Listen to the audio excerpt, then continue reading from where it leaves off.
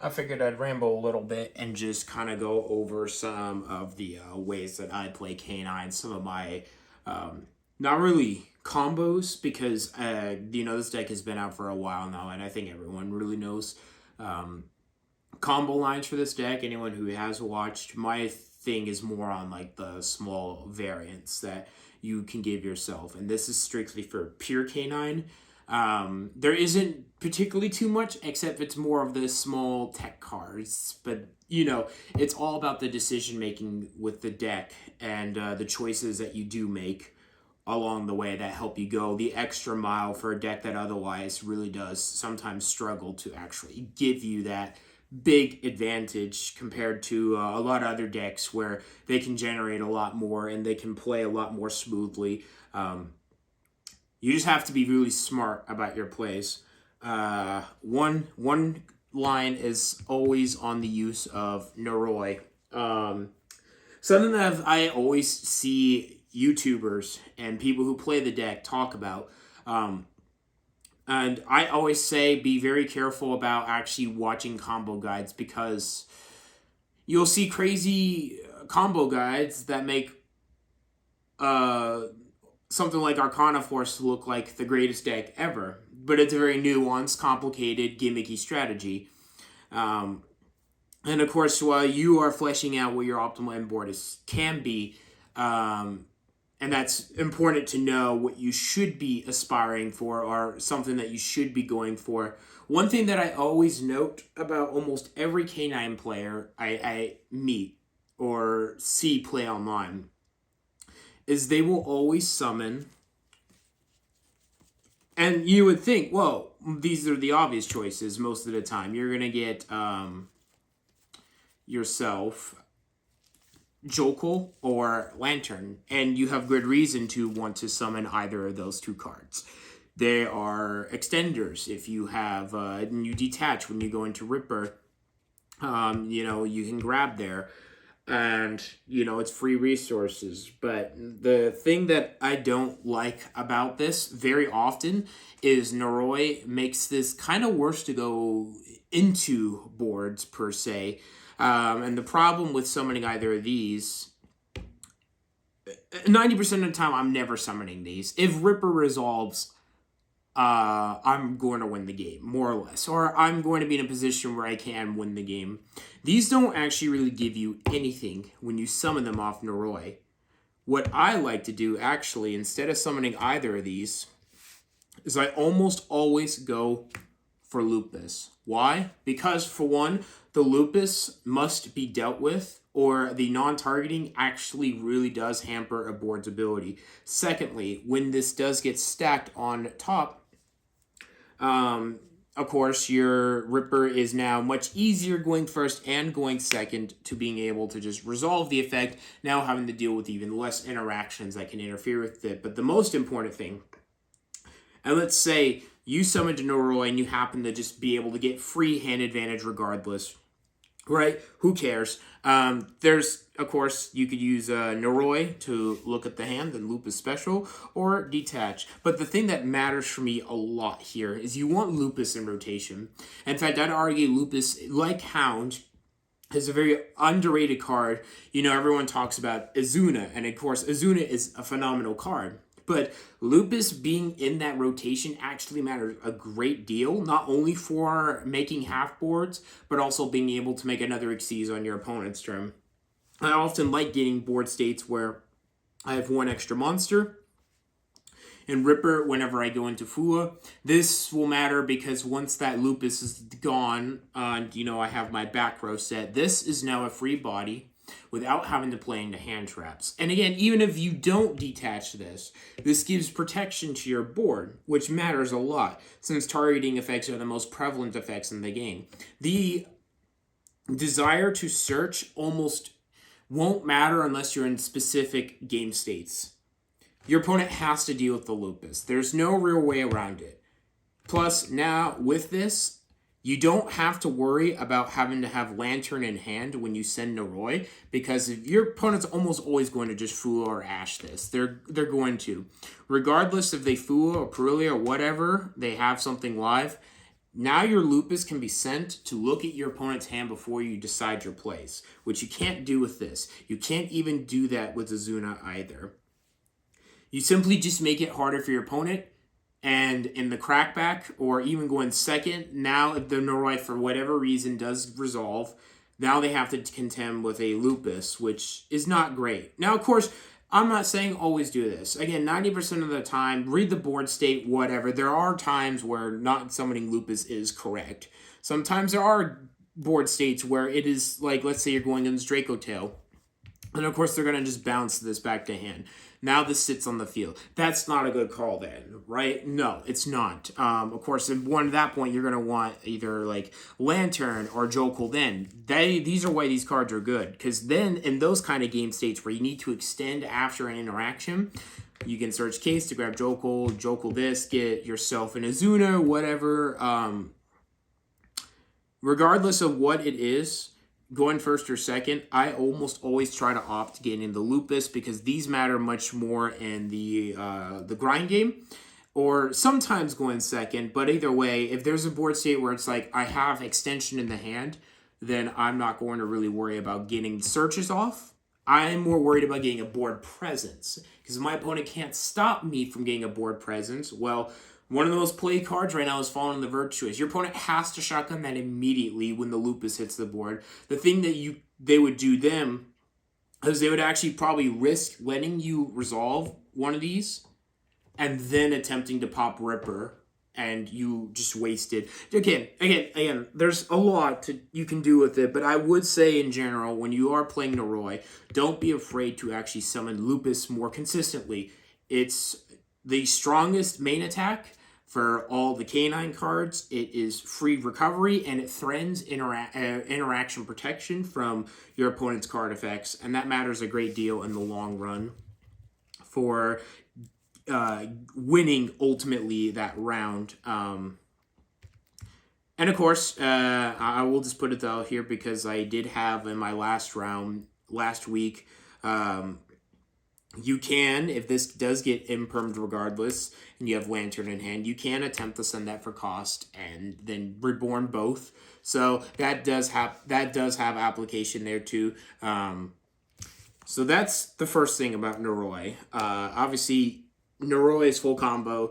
If Noroi goes uncontested, it feels phenomenal. So I'm not really going to go into combos.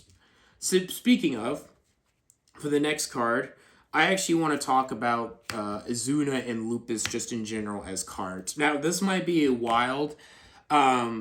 This is where I absolutely disagree with a lot of the big Yu-Gi tubers like Joshua Schmidt. And basically, one of the things that's often complained about with K9 being unfair is Ripper turn 0. Now, I'm going to be straight up honest here.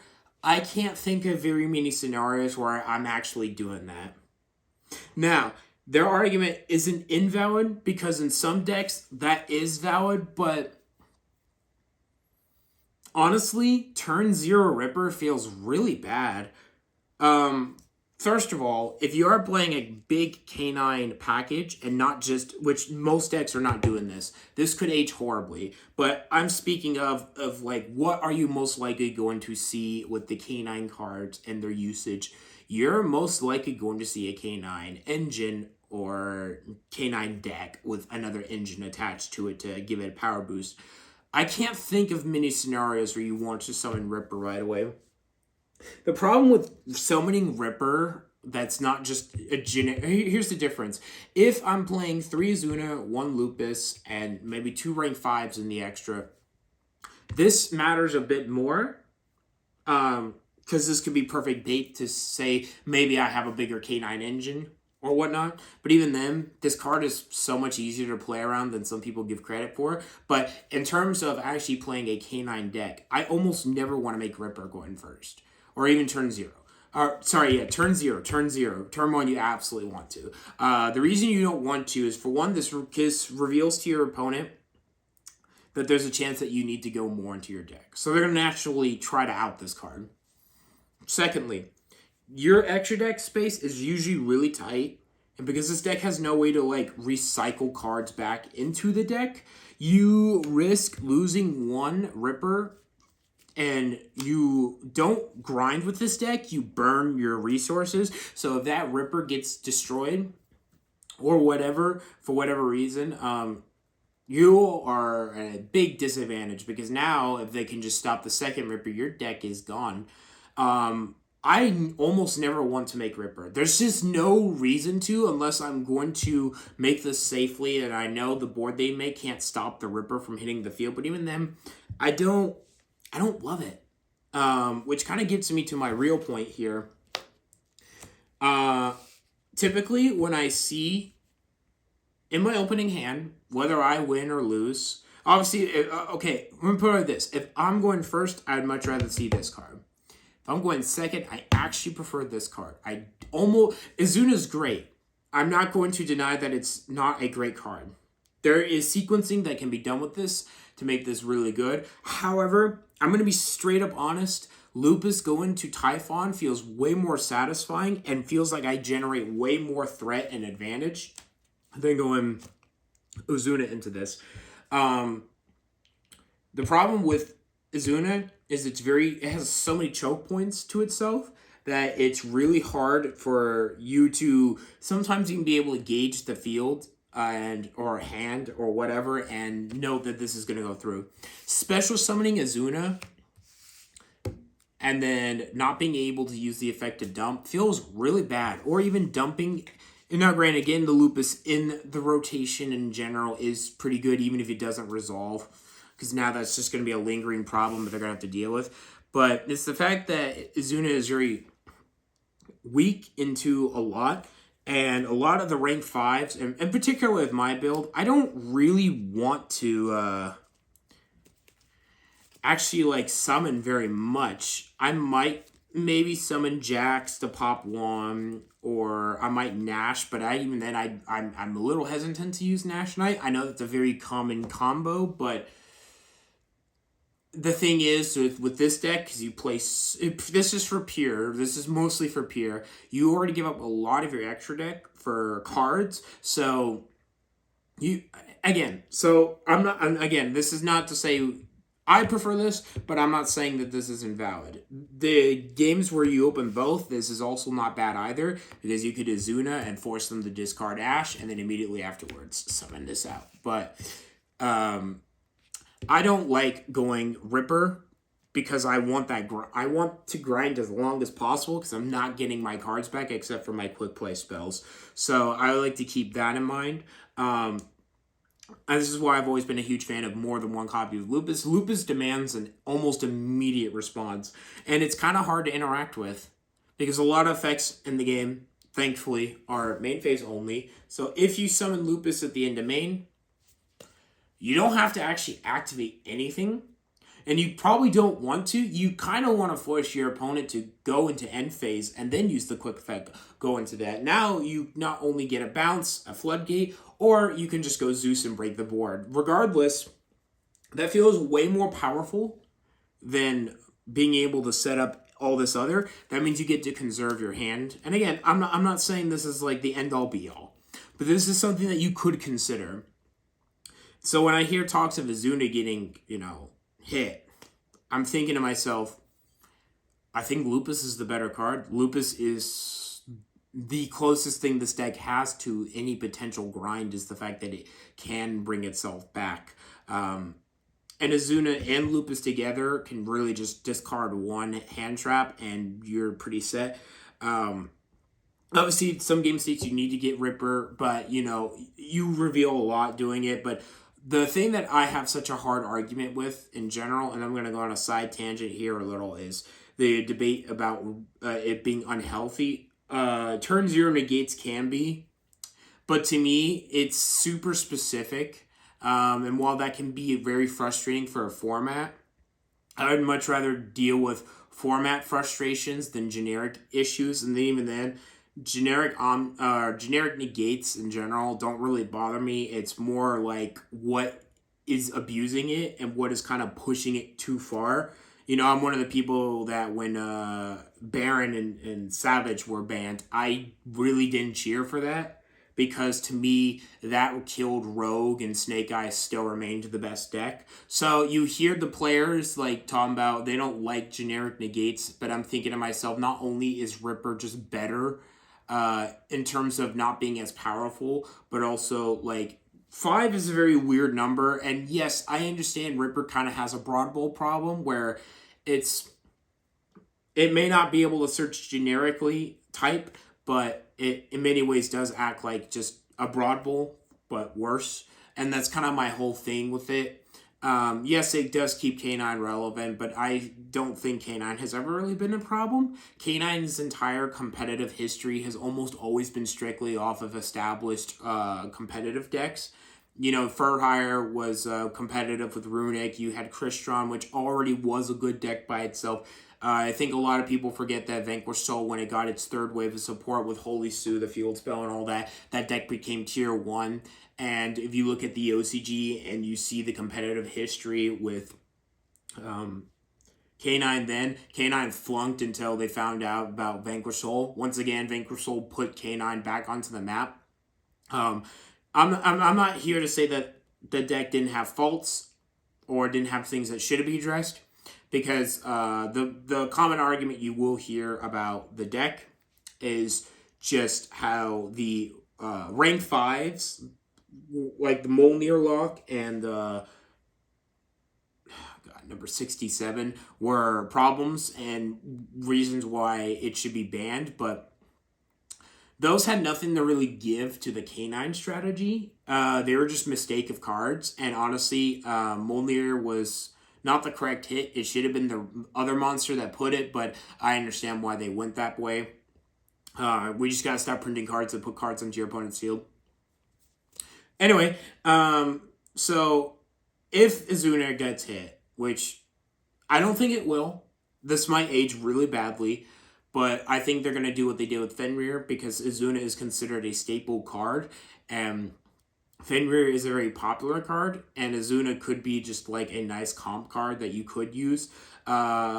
I'm not going to worry about it too much. Yes, it'll suck because that's one less extension, and honestly, the strength of this card is just being another body when you are playing. But Lupus go Typhon. Typhon either bounce and break the board or go Zeus and break the board regardless. Feels really good. And to me, that's just a lot stronger. So if you don't see Azuna and you do see Lupus, don't think that your options are out. You do have ways to play. And even then, even if the Typhon is outed, you now have Lupus technically in rotation for later, which now your opponent must account for. And I doubt when they have to out that, they're going to magically have a way to out it in, like, without having to use a side card. Another great card, Disablaster. I've been asked, and I know while it's staple for a lot of K9 decks, you know, there's a lot of talk with the new Mars card that I posted. I actually, my favorite thing to do with half boards, if I happen to see this card and, you know, I have Noroi, here's a cool thing that you can do, and this is really good for this format, and this will definitely be really good for other formats. K9 does have some very big choke points, and link decks can be kind of tricky. If you summon, pretend this is the EMZ, summon Ripper in your EMZ when you go half, and then special this in the other column to completely block off link plays. One of our worst matchups have always been Yummy, by design, granted. K9's good against Dracotail. Dracotail's good against Yummy, and Yummy's very good against K9. So one of the hardest things to do when going against that deck, or even decks like that in general, is, for one, it punishes specific columning, but also it really does hurt a lot of link decks. Sky Striker is very popular right now. Very. And a little line like this can just make it even harder. But, you know, with consistency being always, in my opinion, the weakest thing about K9, K9 has always had consistency issues.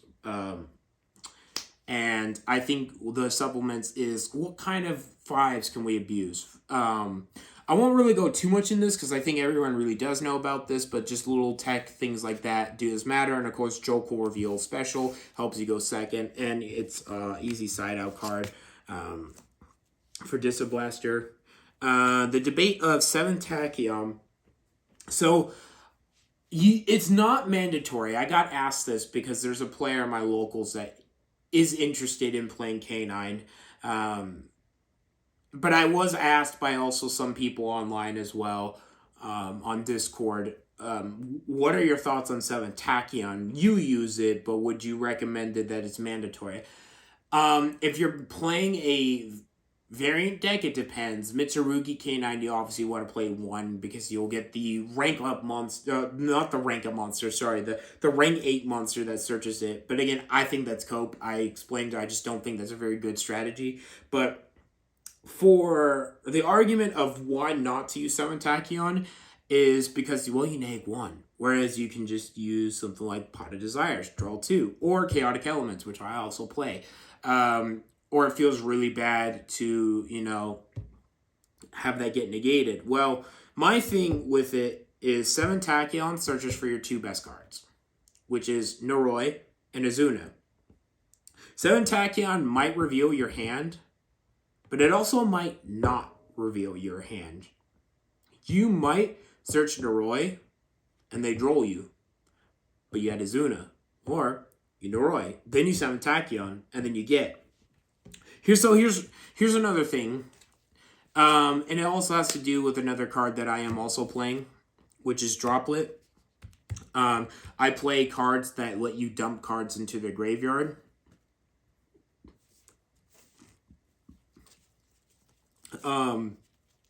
This is a really great bait card, and actually a really strong searcher just in general.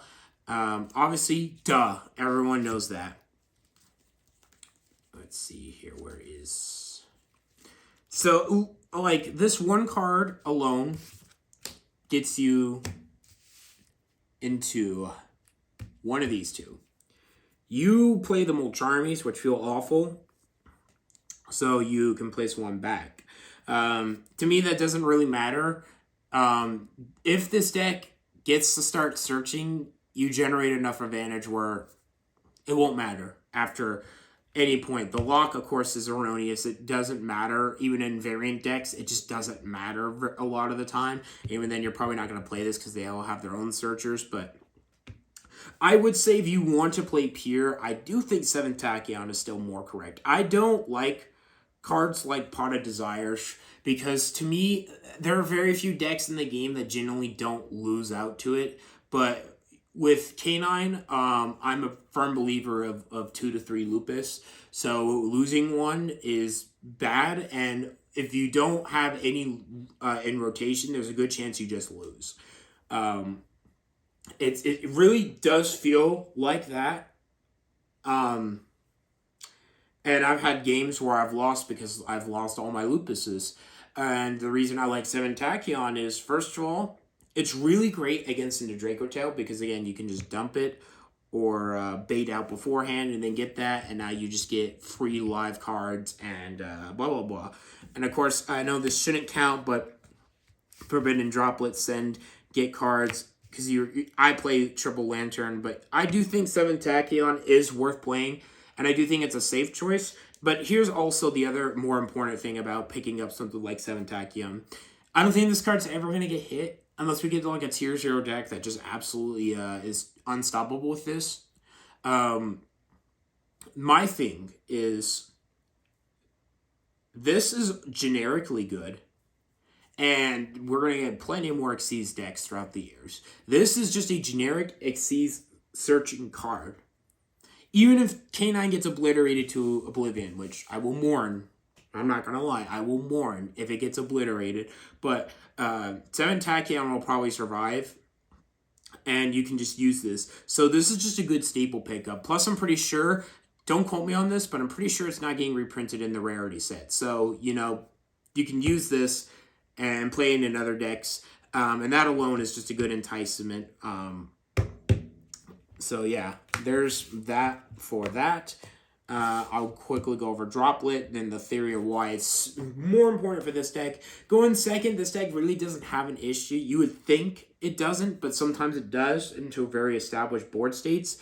There are some things it does really well like Jokel, for example, being able to like activate in the hand, and it's a really hard interaction for your opponent to stop. But Droplet to me is the ultimate like card right now in the format. And while it can conflict with something like Shifter, I mean, you can just set this card and then use it as an interrupt. But to me, I mean, you're gonna play the risk and the reward. You know, playing the Lantern, you know, you want to make sure that you get your summon Noroi. Imperm, maybe they have another monster because they set that. Use this, just get that out, and then now you can, you know, blah, blah, blah. There are so many applications for this card being useful. It's unreal. You get a lot of weird random cards sometimes, and you can just send those. It's so good. I highly recommend anyone playing this to just use this. Even in, I mean, unless it's just awful for the format. But even then, this is very good for the format to use in, I mean, anyways. And speaking on that, kind of going into a little bit more depth of why I decided to play Vol and the Virtue is, I don't know if I'm going to permanently keep this package. Because the conundrum for this is, well, you have to give up at least bare minimum 2 extra deck slots, and you play 3 other cards. The Power of Fallen and Virtuous is kind of dominant. I think this card should be limited, big time. Although, I will say, the idea of printing cards that trade 1-for-1, while it is good for the game, the problem is just how much it does for how free it is. You know, when you hear Trident isn't a very good card anymore, we get reminded time and time and time and time and time and time again, especially now with how good a quick effect pop is. And we have Power Crept Trident, and in some ways Power Crept Detonator, with a card that can be used at any time with such a meaningless cost. This is so good offensively and defensively. Like Droplet, you are now playing 6 cards to resolve whatever.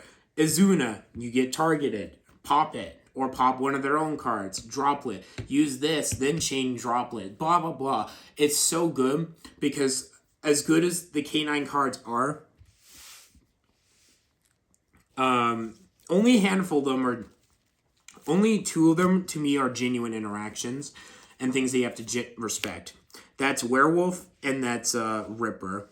The other cards, Jax, Ripper, and I hate to say it, Hound, they are not real interactions. Now, of course, if you play VSK9, Ripper Millennium is ridiculous with the field spell. But in general, for pure K9, you're going to use this, and you're going to summon this to get interactions. This is more like cleaning up, and Jax pop. I know that might sound weird to sound hypocritical when I just said this does it, but you don't really want to pop with Jax. That doesn't feel very good. You would much rather reserve that when you are breaking the board versus, you know, summoning it. And even then, summoning it doesn't feel great unless you're guaranteed that you're going to go into Werewolf, basically, the OTK. But this requires setup. To get your pop requires setup. And the difference between something like that and Zodiac is that if I summon one singular Zodiac, now you must contemplate on interacting with that immediately. Otherwise, I risk Trident hitting the board. And because it's a quick effect pop, you have to like deal with the consequences of letting that monster sit. With K9, and this is kind of more of a thing for Xyz in general. Xyz decks kind of reveal their strategy. They kind of like reveal that, okay, he summoned this and this. They're going to go into an Xyz monster now. Because why would they not go into an Xyz monster? They got the 2 5s, the 2 7s, the 2 8s, the 3 8s, whatever. I know what they're going to try to go into.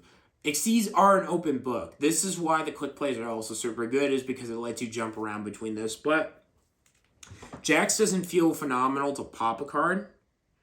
It's okay when you do a Zuna in that to pop. It doesn't feel great, but Fallen of the Virtuous feels better because it has no investment to it. It can also be used defensively, which I also really like. That gives your deck more ability to play around certain cards. Yeah, it's so good.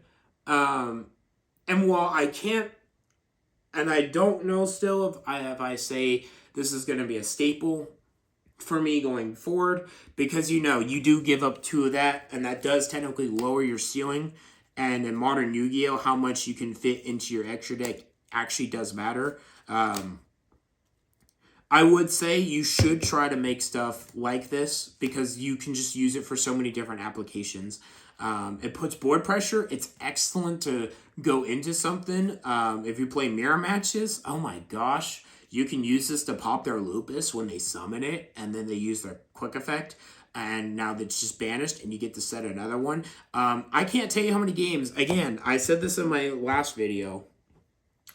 Even if you don't use this, you get with full combo 2 sets usually, and you can usually get one of these two or imperm, but you get much more back row. And while in some ways that makes it more susceptible to back row removal, no one's really doing that right now. It doesn't matter to Draco Tail because I'm just going to get back. So you don't have to worry about that. The worst is the MST Pop 2, which whatever. But it just makes your board more layered and helps you, do stuff. And I did kind of lie. I did also play one of this, but this didn't really come up. You're going to resolve it once. But yes, you should try to play these kind of popping cards or cards that let you dump. There are so many applications. You want to push with this deck, and you want to go aggressive because your deck has no problem OTKing once you get going. And one last thing I would like to just say with just in general with my theory for K9 and currently what I have been doing with just my side patterns. One thing that matters a great deal is those quick plays being live. I did side a Hound this week. I moved it from the main to the side because I kind of know my locals anyway. I'm not going to really worry about the grindy matches, but the K9 names matter quite a big deal for your grind. Again, I use this term very lightly. Grind to me is, this deck burns through everything, but you give yourself more variance, and it does let you play in the mid game just a bit better by having multiple names. Even though I would say Pure does kind of struggle in some ways to make best use of Hound and Ripper sometimes. They are extra names. They're very important for that. Ripper names you can be more reckless, pop your board, and then, rebuild the board because now you got an extra copy of one of these each. But again, you want meaningful interactions, so that's why I went with another werewolf, because I figured using the second werewolf this week, trying it out, seeing if I can summon it during my opponent's turn to interact versus having to just conceal it. So, because this is good, because now they're going to have to alter their plays a lot, so not losing a meaningful, important card. And a Ripper, of course, is for that extra, I don't just lose the game because I don't get to search anything. But yeah, sometimes when you are playing the deck and you play your quick plays, one thing that I love to do when I do side Houndin is, let's say it's just going to kind of turn into a kind of a slugfest. Draw phase, and then use the quick play. Go into Hound. Hound banish something. It's protected. And then, of course, you can just Zeus after, which is great. And, it's the power comes from how many names you have. I like the working theory that we will get at some point. I mean, it's not going to happen for a while, but I'm thinking like Wild Survivors, where a few years will pass, and then K9 will randomly get a final wave of support, legacy support, I guess, the same way that New Veil did, the same way that VS got their support, is that, No Roy doesn't have its rank 5 form, so that could change how you play the deck, blah, blah, blah. Regardless of that, having the names matters a great deal, and I refuse to play this deck without the names because I think it really, really does come up. But my extra deck is just very tight. You know, you have to play Zeus and Typhon, and sometimes you have to side Zeus out. The C104 package is just way too good to not play, and in my opinion, this is just way too good to not. So, you know, you give up so much of your extra, but you can make up for it if you know some matches are bad and you side into K9. Now, again, I'm not going to advocate here that this is correct. This is something I like to do. Like, if I know I'm not going to really be able to summon Zeus or it just won't matter, I'm just going to cut that. Or maybe I will actually cut one werewolf because I'm not going to get that opportunity to, you know, look at their hand. Or even Ripper, maybe. Blah, blah, blah. Whatever. You get these options. But you usually want to maintain your K9 names. So then your quick play spells are just live way more often. And that alone is a threat. And I mean, forced release. Pop, pop, pop, pop, pop, pop, and yeah, you're good. You're golden. So that's about it. This is a very long video, but I figured I'd give some advice on how I've been playing K9 and some little things here and there that maybe some other YouTubers weren't talking about or whatever not. As we anxiously wait for the TCG ban list, I wonder if this deck is going to just die. Knowing Konami, there's just a good chance this deck dies for the sins of Chris Strawn and Vanquish Soul. That breaks my heart.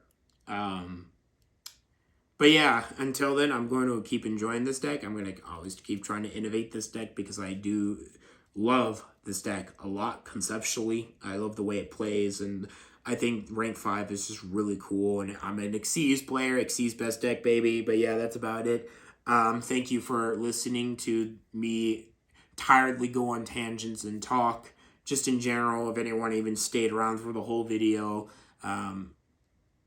you have to be a little insane. But otherwise, thank you for watching, and I wish you the best of luck, and hopefully one of these things came up and helps you win in your next duel.